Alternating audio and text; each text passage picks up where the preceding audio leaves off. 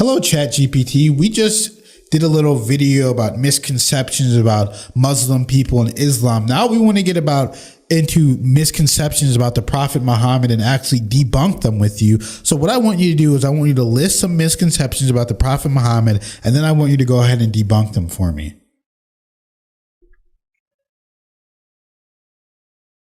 Great. Let's go through some common misconceptions about the Prophet Muhammad, peace be upon him, and I'll debunk each one as we go. 1. Prophet Muhammad was violent and spread Islam by the sword. 2. Prophet Muhammad was a misogynist and mistreated women. 3. Prophet Muhammad invented Islam for personal gain. 4. Prophet Muhammad copied ideas from Judaism and Christianity to create Islam. 5. Prophet Muhammad married Aisha when she was a child. Now, let me go ahead and debunk them. Prophet Muhammad was violent and spread Islam by the sword. This is one of the biggest misconceptions. Prophet Muhammad and early Muslims faced years of persecution and were forced into wars for self-defense.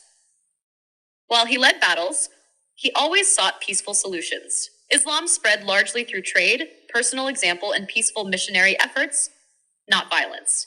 The Quran teaches that there is no compulsion in religion, Quran 2:256. Prophet Muhammad was a misogynist and mistreated women. The Prophet Muhammad uplifted women's status in many ways. He promoted women's rights to education, inheritance, and their own property. His teachings advocated for fair treatment, respect, and kindness toward women. His marriage to Khadija, a businesswoman, and his respect for her wisdom shows his view of women as equals. Prophet Muhammad invented Islam for personal gain. This misconception ignores the fact that Prophet Muhammad faced severe hardships for promoting Islam, including persecution, starvation, and exile. If he were after wealth or power, he could have accepted the many offers from the Quraysh, his tribe, to abandon his mission. Instead, he lived a humble life and shared everything with his community. Prophet Muhammad copied ideas from Judaism and Christianity to create Islam. Islam shares roots with Judaism and Christianity, as all three are Abrahamic religions. But the Quran presents itself as a continuation and correction of previous scriptures.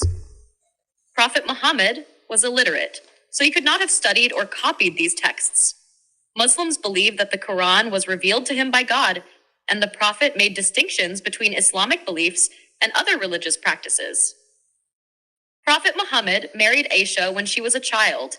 There's a lot of debate over Aisha's age at the time of her marriage, but cultural norms at the time differed from today's standards. In that era, it wasn't unusual for marriages to take place at a young age, but Aisha's marriage wasn't consummated until she was mature. Additionally, Aisha became a highly respected scholar and a leader in the early Muslim community, and her relationship with the Prophet was filled with mutual love and respect. Let me know if you want to dive deeper into any of these points.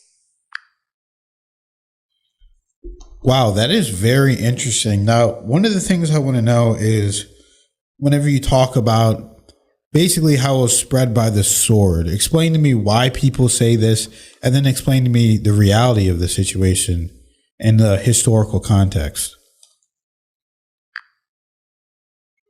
I'm glad you found it interesting. Let's break down why people say Islam was spread by the sword and what the reality and historical context were. Why people say this.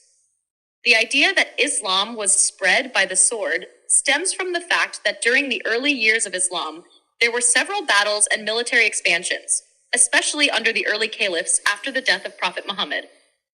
People often focus on the military campaigns and conquests that took place in regions like the Arabian Peninsula, North Africa, and parts of Europe, and assume that these were purely religious wars aimed at forcing Islam on people. Some historical misunderstandings, as well as portrayals in media, have fueled this misconception that Islam was spread through violence and coercion. The reality and historical context. 1.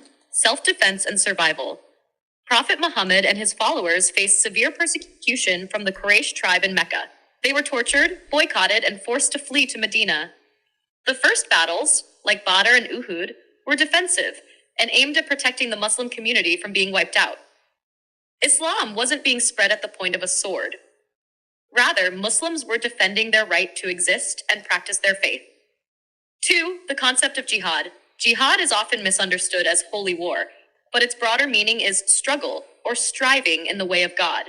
While it can refer to armed struggle in cases of self-defense, jihad in Islamic teachings focuses on spiritual struggle to lead a good life, spread justice, and defend the oppressed.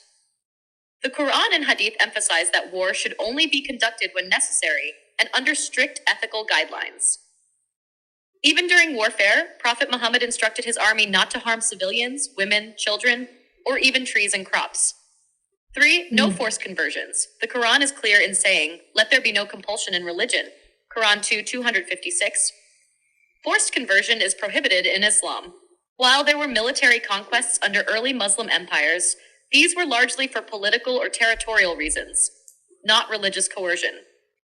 Many regions conquered by Muslim rulers remained Christian, Jewish, or followers of other faiths for centuries. For instance, large Christian populations lived peacefully under Muslim rule in Spain and the Middle East. 4. Spread through trade and personal example. Islam actually spread more through peaceful means like trade, marriage, and preaching.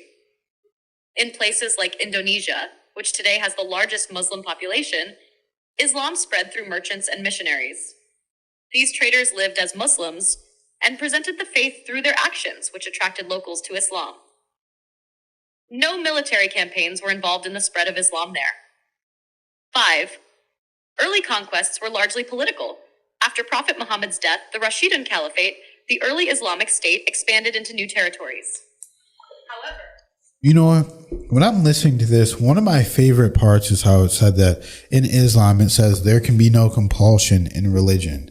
I really like that because it said there's no forced conversions, because there is like this heavy cloud that kind of hangs over Christianity whenever they're forcing people to convert to Christianity. Right. And Crusades. yeah, the Crusades, I mean, all over the world, in Africa and different places, literally all over the world, Asia, everywhere. And even in America, that's why a lot of black people are Christian, because the slave owners were Christian and they would force them to be Christian. Right. And, you know, it's just it's kind of a weird dynamic whenever you're forcing someone to worship the God that you worship.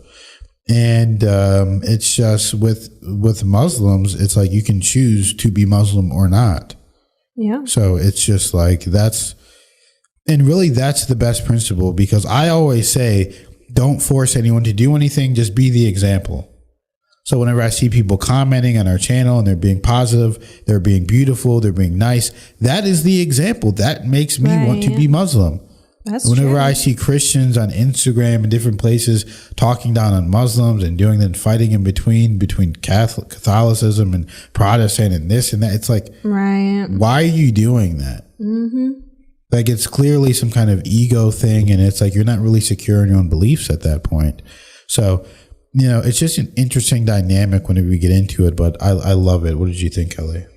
Yeah, I agree. That part stood out, as well as that Muhammad, peace be upon him, says to not harm humans, you know, family, children, but even trees or crops, to make sure you don't harm trees or crops. I mean, that's how much more peaceful can you get? You know what I mean? Like, don't even tear a little branch off a tree. Don't even take a little leaf off. So I thought that was very interesting. And honestly, I don't even know any lines similar to that in the Bible. I mean, I'm not super well read on the Bible or anything, but I thought that was really remarkable and just so opposite of the typical stereotypes that you hear of, like we've done in these past couple of videos. So honestly, the truth is important. We have to know the truth, and that's why we make these videos, so more people can know the truth, because the media and news have just tarnished the name of Islam, unfortunately, but times are changing and more people are definitely realizing the truth.